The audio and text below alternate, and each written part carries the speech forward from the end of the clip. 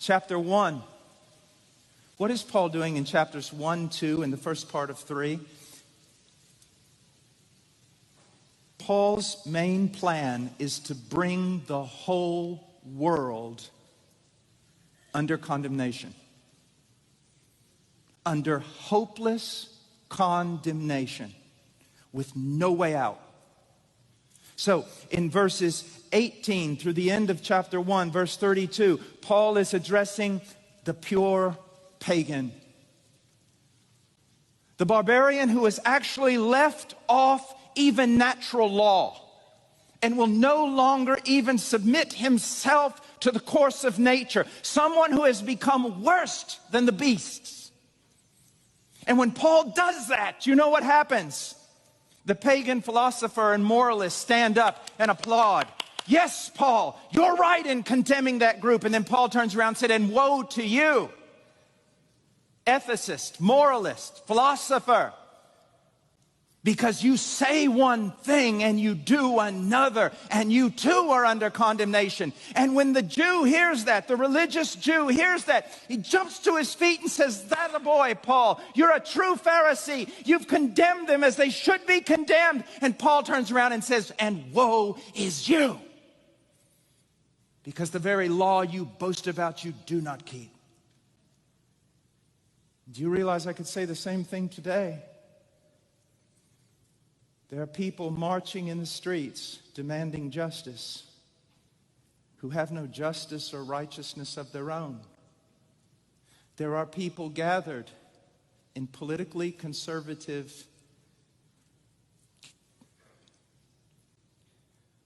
unions and auditoriums seeking a conservative answer to every one of our problems, and they too are guilty. The whole world is guilty.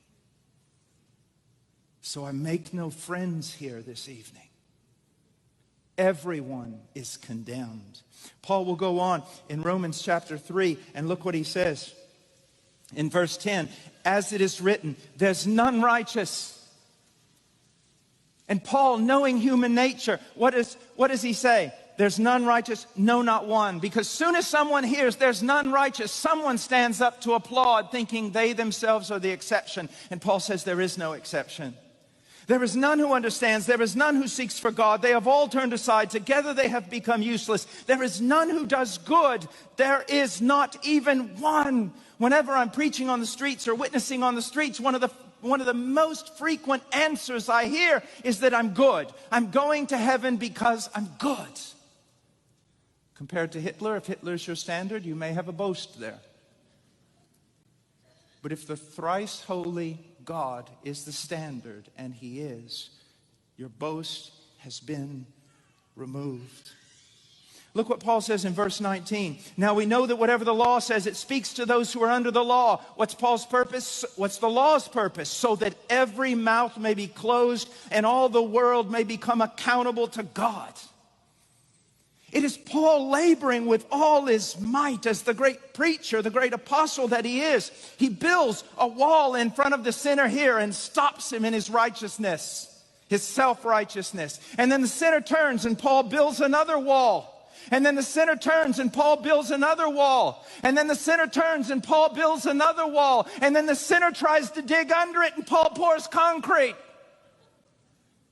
And now the sinner has only one thing to do. Look up. Look up, look up, look up, look up to the mercy of God.